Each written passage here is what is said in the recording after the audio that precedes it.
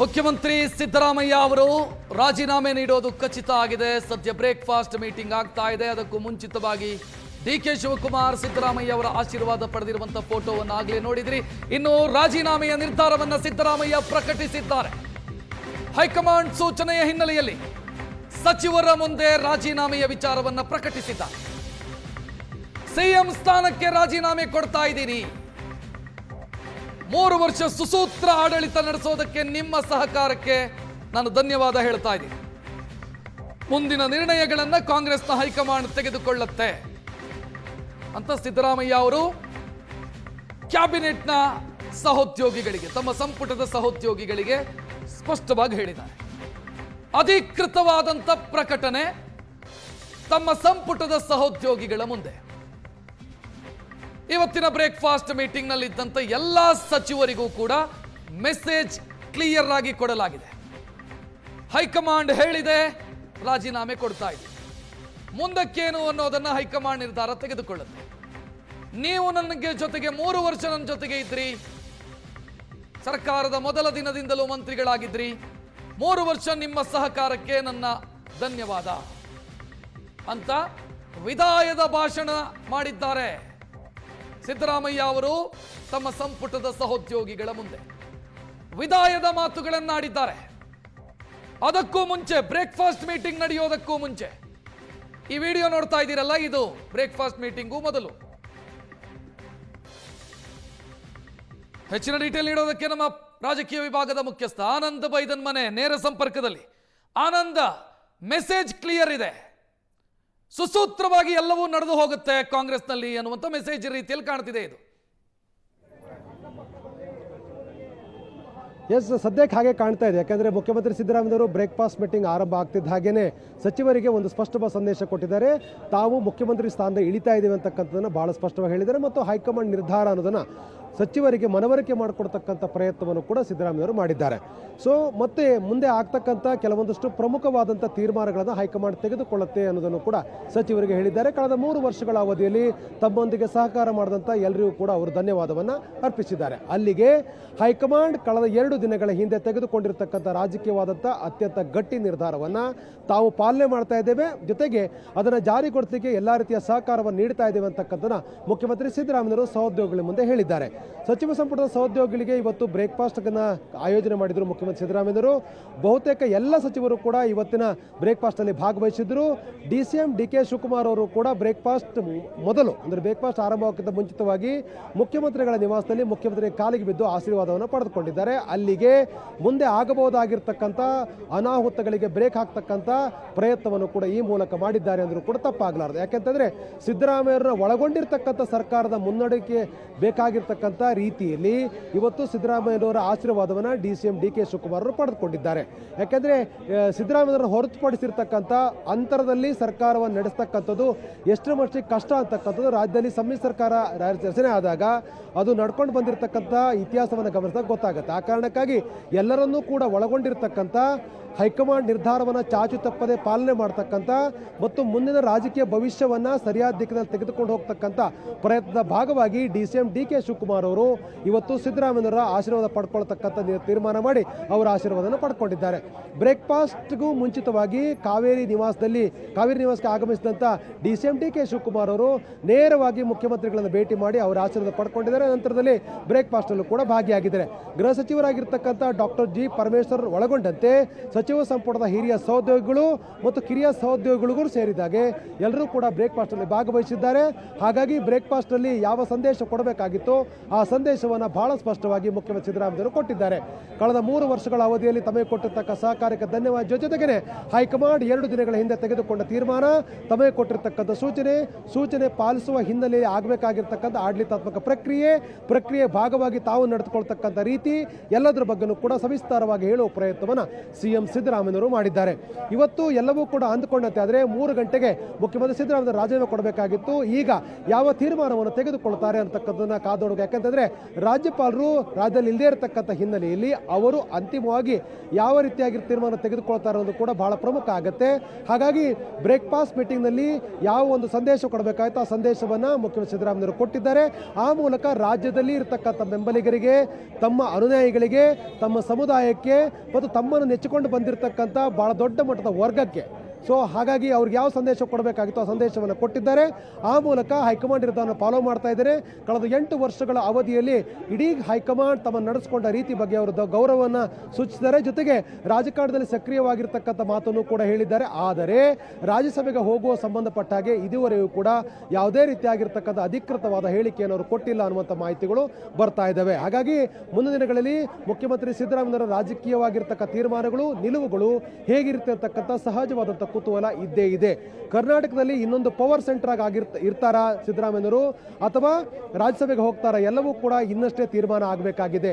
ಲಭ್ಯ ಇರತಕ್ಕಂಥ ಮಾಹಿತಿಯ ಪ್ರಕಾರ ರಾಜ್ಯಸಭೆಗೆ ಹೋಗುವುದರ ಬಗ್ಗೆ ಮುಖ್ಯಮಂತ್ರಿಗಳಿಗೆ ಆಸಕ್ತಿ ಇಲ್ಲ ಮತ್ತು ರಾಜಕಾರಣದಲ್ಲಿ ಅವರು ಇನ್ನೊಂದು ಒಂದು ಪವರ್ ಸೆಂಟರ್ ಆಗಿ ಇರುವುದರ ಬಗ್ಗೆ ಹೆಚ್ಚು ಆಸಕ್ತಿಯನ್ನು ವ್ಯಕ್ತಪಡಿಸುತ್ತಿದ್ದಾರೆ ಅಂತಕ್ಕಂಥ ಮಾಹಿತಿಗಳು ಕೂಡ ಇದೆ.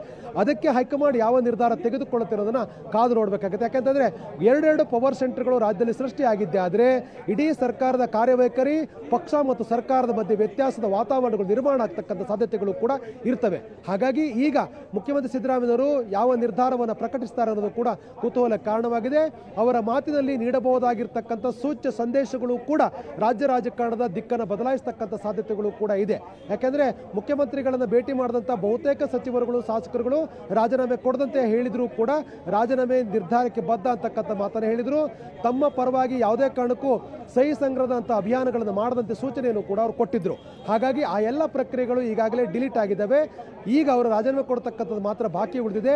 ಸರ್ಕಾರ ಮತ್ತು ಪಕ್ಷ ಒಟ್ಟಲ್ಲಿ ಹೋಗ್ತಕ್ಕಂಥ ರೀತಿಯಲ್ಲಿ DK ಶಿವಕುಮಾರ್ ಮೇಲೂ ಕೂಡ ಅತ್ಯಂತ ಜವಾಬ್ದಾರಿ ಇದೆ.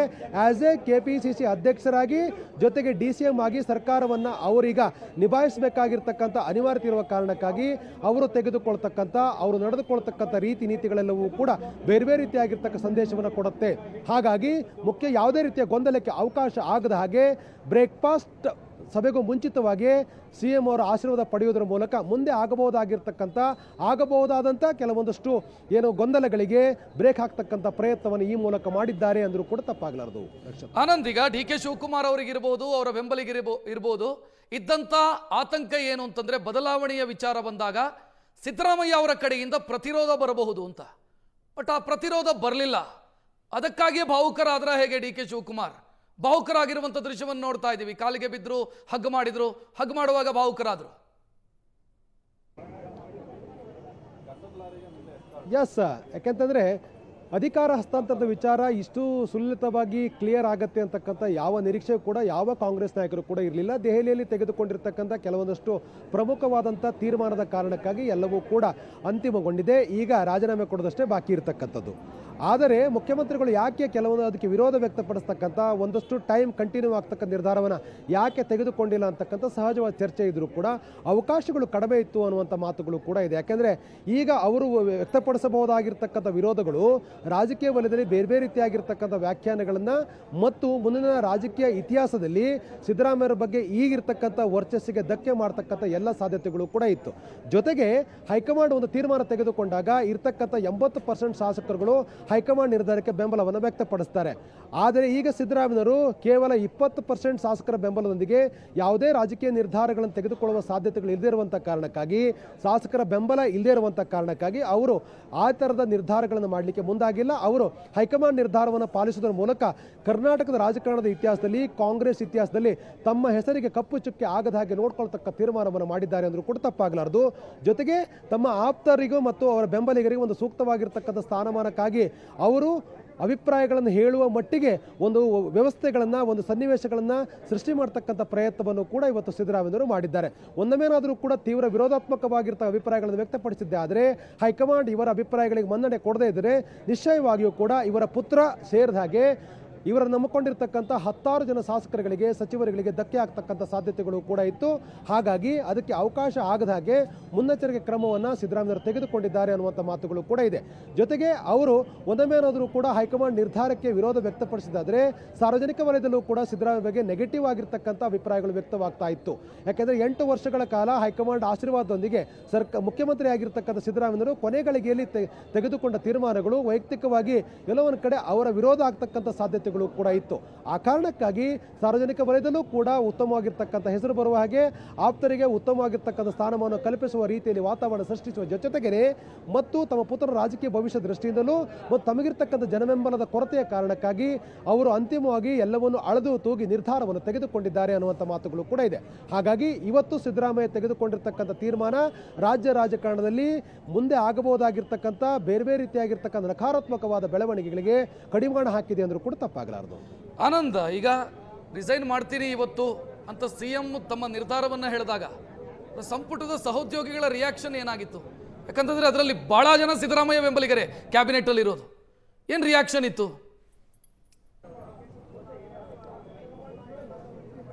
ಎಸ್, ಹಲವು ಬೆಂಬಲಿಗರು ಹೈಕಮಾಂಡ್ ಕಾರಣಕ್ಕಾಗಿ, ಹಲವು ಬೆಂಬಲಿಗರು ಸಿದ್ದರಾಮಯ್ಯರ ಕಾರಣಕ್ಕಾಗಿ ಎಲ್ಲ ಒಂದು ಕಡೆ ಸಿದ್ದರಾಮಯ್ಯರ ಬೆನ್ನಿಗೆ ನಿಲ್ತಕ್ಕಂಥ ಪ್ರಯತ್ನವನ್ನು ಮಾಡಿದರು. ಅಂದರೆ ಹೈಕಮಾಂಡ್ ನಿರ್ಧಾರ ಮುಖ್ಯಮಂತ್ರಿಯಾಗಿ ಸಿದ್ದರಾಮಯ್ಯ ಮಾಡಿದಾಗ ಸಿದ್ದರಾಮಯ್ಯರ ಬೆಂಬಲಿಗೆ ನಿಲ್ತಕ್ಕಂಥ ಪ್ರಯತ್ನವನ್ನು ಮಾಡಿದರು. ಮತ್ತು ಜೊತೆಗೆ ಹಲವು ಸಚಿವರುಗಳಿಗೆ ತಮ್ಮ ಕ್ಷೇತ್ರದ ಭವಿಷ್ಯ ದೃಷ್ಟಿಯಿಂದಲೂ ಕೂಡ ಸಿದ್ದರಾಮಯ್ಯರ ಜೊತೆ ನಿಲ್ತಕ್ಕಂಥ ಪ್ರಯತ್ನವನ್ನು ಮಾಡಿದರು. ಆದರೆ ಈಗ ಹೈಕಮಾಂಡ್ ನಿರ್ಧಾರ ತೆಗೆದುಕೊಂಡಾಗ ಅದನ್ನು ವಿರೋಧಿಸ್ತಕ್ಕಂಥ ಪ್ರಯತ್ನವನ್ನು ಯಾರೂ ಕೂಡ ಮಾಡಲ್ಲ. ಇವತ್ತು ಕೂಡ ಸಿದ್ದರಾಮಯ್ಯವರು ಇದೇ ನಿರ್ಧಾರವನ್ನು ಹೇಳ್ತಾರೆ ಅಂತಕ್ಕಂಥ ಎಲ್ಲ ಸಚಿವರು ಕೂಡ ಗೊತ್ತು. ಯಾಕಂದರೆ ವೈಯಕ್ತಿಕವಾಗಿ ಭೇಟಿ ಮಾಡಿದಾಗ ರಾಜೀನಾಮೆಗೆ ಬದ್ಧ ಅಂತಕ್ಕಂಥ ಮಾತನ್ನು ಭಾಳ ಸ್ಪಷ್ಟವಾಗಿ ಸಿದ್ದರಾಮಯ್ಯವರು ಹೇಳಿದರು. ಹಾಗಾಗಿ ಅವರು ಇವತ್ತಿನ ಸಭೆಯಲ್ಲಿ ಏನು ಹೇಳ್ತಾರೆ, ಇವತ್ತಿನ ಬ್ರೇಕ್ಫಾಸ್ಟ್ ಮೀಟಿಂಗ್ ಏನು ಹೇಳ್ತಾರೆ ಅಂತಕ್ಕಂಥ ಎಲ್ಲರಿಗೂ ಕೂಡ ಗೊತ್ತಿರತಕ್ಕಂಥ ವಿಚಾರ. ರಾಜೀನಾಮೆಗೆ ಅವರು ನಿರ್ಧಾರವನ್ನು ಪ್ರಕಟ ಮಾಡಿದಾಗ ಅದಕ್ಕೆ ವಿರೋಧ ವ್ಯಕ್ತಪಡಿಸುವ ಪ್ರಯತ್ನವನ್ನು ಯಾರೂ ಕೂಡ ಮಾಡಿಲ್ಲ, ಆಕ್ಷೇಪವನ್ನು ಕೂಡ ಯಾರು ವ್ಯಕ್ತಪಡಿಸಿಲ್ಲ. ಅದರಿಂದ ಪ್ರಯೋಜನವೂ ಕೂಡ ಆಗಲ್ಲ ಅಂತಕ್ಕಂಥ ಎಲ್ಲ ಸಚಿವರಿಗೆ ಗೊತ್ತಿದೆ. ಹೈಕಮಾಂಡ್ ಈಗಾಗಲೇ ಒಂದು ನಿರ್ಧಾರ ತೆಗೆದುಕೊಂಡು ಬಹಳ ಮುಂದಕ್ಕೆ ಬಂದಿರುವಂಥ ಹಿನ್ನೆಲೆಯಲ್ಲಿ ಅದನ್ನು ವಿರೋಧಿಸ್ತಕ್ಕಂಥ ಸಾಧ್ಯತೆಗಳು ಕೂಡ ತೀರಾ ಕಡಿಮೆ. ಹಾಗಾಗಿ ಮುಂದಿನ ದಿನಗಳಲ್ಲಿ ತಮಗೆ ಸೂಕ್ತ ಸ್ಥಾನಮಾನಕ್ಕಾಗಿ ಎಲ್ಲ ಸಚಿವರು ಪ್ರಯತ್ನ ಮಾಡ್ತಾ ಇರುವಂಥ ಹಿನ್ನೆಲೆಯಲ್ಲಿ ಕೆಲವರಿಗೆ ಒಂದಷ್ಟು ಆತಂಕಗಳಿದೆ. ಅಂದರೆ ತಮಗೆ ಮುಂದಿನ ಸಂಪುಟದಲ್ಲಿ ಅವಕಾಶ ಸಿಗದೇ ಇದ್ರೆ ಹೇಗೆ ಅಂತಕ್ಕಂಥ ಆತಂಕ ಇರುವ ಕಾರಣಕ್ಕಾಗಿ ಸಿದ್ದರಾಮಯ್ಯನ ಕಂಟಿನ್ಯೂ ಆಗಬೇಕು ಅಂತಕ್ಕಂಥ ಒತ್ತಾಯವನ್ನು ಮಾಡ್ತಾ ಇದ್ದಾರೆ ಹೊರತು ಹೈಕಮಾಂಡ್ ನಿರ್ಧಾರವನ್ನು ವಿರೋಧಿಸತಕ್ಕಂಥ ಮನಸ್ಥಿತಿಯಲ್ಲಿ ಯಾವ ಸಚಿವರು ಕೂಡ ಇಲ್ಲ. ರಾಜಕೀಯ ಭವಿಷ್ಯವನ್ನು ದೃಷ್ಟಿಯಲ್ಲಿಟ್ಟುಕೊಂಡು ನೋಡಿದಾಗ ಹೈಕಮಾಂಡ್ ನಿರ್ಧಾರವನ್ನು ವಿರೋಧಿಸಿ ಸರ್ವೈವ್ ಆಗ್ತಕ್ಕಂಥ ಸಾಧ್ಯತೆಗಳು ತೀರಾ ಕಡಿಮೆ ಇದೆ. ಆ ಕಾರಣಕ್ಕಾಗಿ ಯಾರು ಕೂಡ ವಿರೋಧ ವ್ಯಕ್ತಪಡಿಸಿಲ್ಲ. ಬ್ರೇಕ್ಫಾಸ್ಟ್ ಮೀಟಿಂಗ್ನಲ್ಲಿ ಸಿದ್ದರಾಮಯ್ಯ ಏನು ಹೇಳ್ತಾರೆ ಅಂತಕ್ಕಂಥದ್ದು ಎಲ್ಲರಿಗೂ ಕೂಡ ಗೊತ್ತಿತ್ತು. ಹಾಗಾಗಿ ಇವತ್ತಿನ ಸಭೆಯಲ್ಲಿ ಸಿದ್ದರಾಮಯ್ಯವರು ರಾಜೀನಾಮೆ ನಿರ್ಧಾರವನ್ನು ಪ್ರಕಟ ಮಾಡಿದಾಗ ಅದಕ್ಕೆ ಪರೋಕ್ಷವಾಗಿ ಪ್ರತ್ಯಕ್ಷವಾಗಿ ಸಹಮತ ವ್ಯಕ್ತಪಡಿಸತಕ್ಕ ನಿರ್ಧಾರವನ್ನು ತೆಗೆದುಕೊಂಡಿದ್ದಾರೆ. ಯಾವುದೇ ರೀತಿಯ ಗೊಂದಲಕ್ಕೆ ಅವಕಾಶ ಆಗದ ಹಾಗೆ ಈಗ ರಾಜ್ಯಪಾಲರನ್ನು ಭೇಟಿ ಮಾಡಿ ರಾಜೀನಾಮೆ ಕೊಡ್ತಕ್ಕಂಥ ಎಲ್ಲ ನಾಯಕರು ಎಲ್ಲ ಸಚಿವರು ಕೂಡ ಬೆಂಬಲಿಸಿದ್ದಾರೆ. ಆನಂದ್, ಈ ಫೋಟೋ ಮೆಸೇಜ್ ಕ್ಲಿಯರ್ ಆಗಿ ಕೊಡ್ತಾ ಇದೆ. ಮುಂದಿನ ಮುಖ್ಯಮಂತ್ರಿ ಯಾರು ಅನ್ನೋದು ಸ್ಪಷ್ಟ ಆಗ್ತಾ ಇದೆ. ನಿರ್ಗಮಿತ ಮುಖ್ಯಮಂತ್ರಿ ಮತ್ತು ಭಾವಿ ಮುಖ್ಯಮಂತ್ರಿ ಅನ್ನೋದು ಸ್ಪಷ್ಟವಾಗಿ ಆ ಫೋಟೋದಲ್ಲಿ ನಾವು ನೋಡಬಹುದು. ಬಟ್ ಈಗ ಪ್ರಶ್ನೆ ಇರೋದು, ಶಾಸಕರ ಅಭಿಪ್ರಾಯವನ್ನು ಆಲಿಸಲಾಗತ್ತಾ ಅಂತ. ಶಾಸಕರ ಸಭೆ ನಡೆದಾಗ ಶಾಸಕರ ಅಭಿಪ್ರಾಯಕ್ಕೆ ಮನ್ನಣೆ ಸಿಗತ್ತಾ ಅಥವಾ ಹೈಕಮಾಂಡ್ ಹೇಳಿದ್ದೇ ಫೈನಲ್ ಅನ್ನೋ ರೀತಿಯಲ್ಲ? ಎಸ್, 2023ರಲ್ಲಿ ಸರ್ಕಾರ ಕಾಂಗ್ರೆಸ್ ಅಧಿಕಾರಕ್ಕೆ ಬಂದಾಗ ನಡೆದಂಥ ಶಾಸಕಾಂಗ ಪಕ್ಷ ಸಭೆಯಲ್ಲಿ ಕೂಡ ಎರಡು ರೀತಿಯ ಅಭಿಪ್ರಾಯಗಳು ವ್ಯಕ್ತವಾಯಿತು. ಅಂತಿಮವಾಗಿ ಹೈಕಮಾಂಡ್ ಈ ನಿರ್ಧಾರವನ್ನು ಪ್ರಕಟಿಸಬೇಕು ಅಂತಕ್ಕಂಥ ಅಭಿಪ್ರಾಯವನ್ನು ಶಾಸಕರು ವ್ಯಕ್ತಪಡಿಸಿದರು. ಕೆಲವರು ತಟಸ್ಥವಾಗಿರ್ತಕ್ಕ ನಿರ್ಧಾರವನ್ನು ಕೂಡ ತೆಗೆದುಕೊಂಡಿದ್ದರು. ಆಗ ರಾಜ್ಯಕ್ಕೆ ಆಗಮಿಸಿದಂಥ ಮಧುಸೂದನ್ ಮಿಸ್ತ್ರಿ ಮತ್ತು KC ವೇಣುಗೋಪಾಲ್ ಸೇರಿದಾಗ ಪ್ರಮುಖ ನಾಯಕರು ಕೂಡ ಒಂದು ನಿರ್ಧಾರ ತೆಗೆದುಕೊಂಡು ದೆಹಲಿಗೆ ಹೋಗಿದ್ರು. ದೆಹಲಿಯಲ್ಲಿ ಮುಖ್ಯಮಂತ್ರಿ ಮತ್ತು ಉಪಮುಖ್ಯಮಂತ್ರಿಗಳು ಅಂದರೆ CM ಮತ್ತು ಇಬ್ಬರನ್ನು ಕರೆಸಿ ಮಾತುಕತೆಯನ್ನು ಕೂಡ ಮಾಡಿದ್ರು. ಅಂತಿಮವಾಗಿ ನಿರ್ಧಾರವನ್ನು ನವೆಂಬರ್ 17ಕ್ಕೆ ತೆಗೆದುಕೊಳ್ಳಲಾಗಿತ್ತು. ನಂತರದಲ್ಲಿ ನಡೆದಂತಹ ಶಾಸಕಾಂಗ ಪಕ್ಷ ಸಭೆಯಲ್ಲಿ ಅದನ್ನು ಅಧಿಕೃತವಾಗಿ ಘೋಷಣೆ ಮಾಡಲಾಗಿತ್ತು. ಹೀಗೆ ಈಗಲೂ ಕೂಡ ಶಾಸಕಾಂಗ ಪಕ್ಷ ಸಭೆ ಕರೆದಾಗ ಯಾವ ನಿರ್ಧಾರವನ್ನು ಹೈಕಮಾಂಡ್ ಹೇಳುತ್ತೆ ಅಂತಕ್ಕಂಥ ಎಲ್ಲ ಶಾಸಕರಿಗೂ ಗೊತ್ತಿದೆ. ಆದರೆ ಔಪಚಾರಿಕವಾಗಿ ಶಾಸಕಾಂಗ ಪಕ್ಷ ಸಭೆ ನಡೀತಿದೆ, ಹೈಕಮಾಂಡ್ ನಿರ್ಧಾರವನ್ನು ಪ್ರಕಟ ಮಾಡಲಾಗುತ್ತೆ. ಖುದ್ದು ಅದನ್ನು ಮುಖ್ಯಮಂತ್ರಿ ಸಿದ್ದರಾಮಯ್ಯ ಅವರಿಂದಲೇ ಹೇಳಿಸುವಂಥ ಪ್ರಯತ್ನವನ್ನು ಹೈಕಮಾಂಡ್ ಮಾಡುವಂಥ ಸಾಧ್ಯತೆಗಳು ಕೂಡ ಇದೆ. ಅದಕ್ಕೆ ಹಿರಿಯ ಸಚಿವರು ಸಹಮತವನ್ನು ವ್ಯಕ್ತಪಡಿಸ್ತಾರೆ. ಆದರೆ ಯಾವುದೇ ರೀತಿ ಗೊಂದಲಕ್ಕೆ ಅವಕಾಶ ಇಲ್ಲ. ಶಾಸಕರುಗಳು ಸಹಜವಾಗಿ ಅಭಿಪ್ರಾಯಗಳನ್ನು ವ್ಯಕ್ತಪಡಿಸಬಹುದು. ಆದರೆ ನಿರ್ಧಾರ ಏನಿರತಕ್ಕಂಥ ಎಲ್ಲ ಶಾಸಕರಿಗೆ ಗೊತ್ತಿರುವ ಕಾರಣಕ್ಕಾಗಿ ಗೊಂದಲಕ್ಕೆ ಅವಕಾಶ ಆಗದಾಗೆ ನಿರ್ಣಯ ಜಾರಿ ಆಗ್ತಕ್ಕಂಥ ಸಾಧ್ಯತೆಗಳೇ ಹೆಚ್ಚು. ಥ್ಯಾಂಕ್ ಯು ಆನಂದ್ ಮಾಹಿತಿಗೆ.